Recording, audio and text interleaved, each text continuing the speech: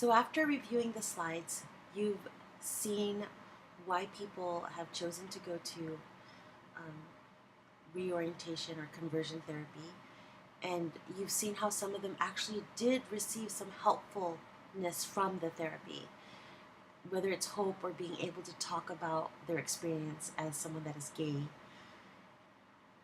So I want to cover, furthermore, the perceived harmfulness of this therapy.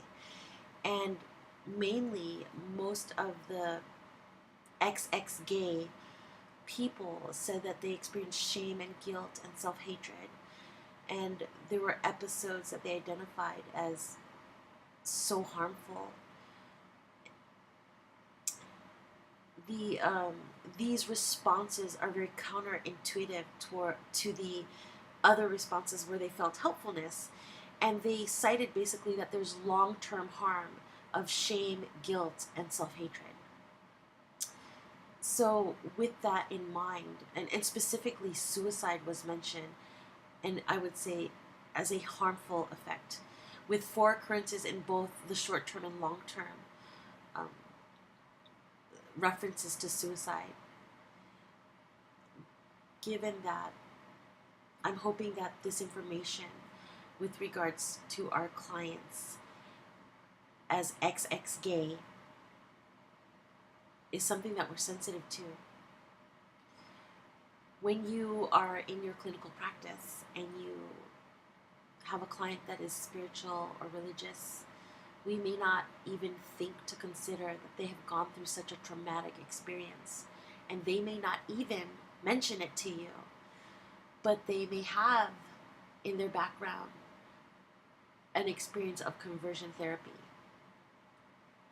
So with that, I wanted to end with a personal account of what I went through. And it does go along with this theme and this research. So for me, in 2001, I was told by my pastor to go to a conference I paid $200 for.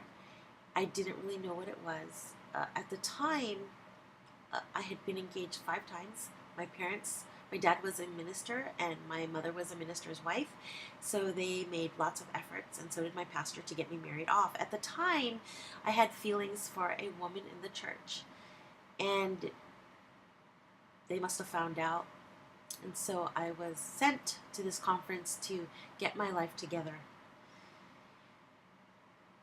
At this conference, the minister had mentioned that some of you need to forgive God for your parents because you can't help who they are. Then he went on to, you should forgive God for your siblings.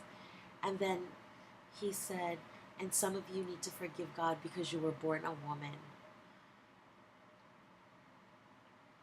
And at that time, I could only think about how I was in love with a woman and I could not marry her. I could not be with her because I wasn't a man. And I remember sitting there in a room full of 1,000 people at this conference center, and it so disturbed me that I jumped up, I screamed to the top of my lungs, which was like really embarrassing because I didn't know these people, but I was desperate. I had fasted for 7 days. I ran to the front of the room. I buried my head into the carpet, and I wept. I blacked out, and not a single person came to get me. At the end of the evening, everyone had left, and I came to, and it was dark, and I was in this building. So there are stories like this of shame and guilt and self-hatred. This sort of intervention considers same-sex attraction as wrong, and so there will be instances of complete isolation, instances of harm, and that was my particular experience that I wanted to share. And I'm hoping that with this information with regards to XX gay individuals, that as clinicians we will become more sensitive and more mindful of the clients before us, that we may consider that they possibly have gone through conversion therapy and may not even mention it. So I hope this has been helpful, and thank you.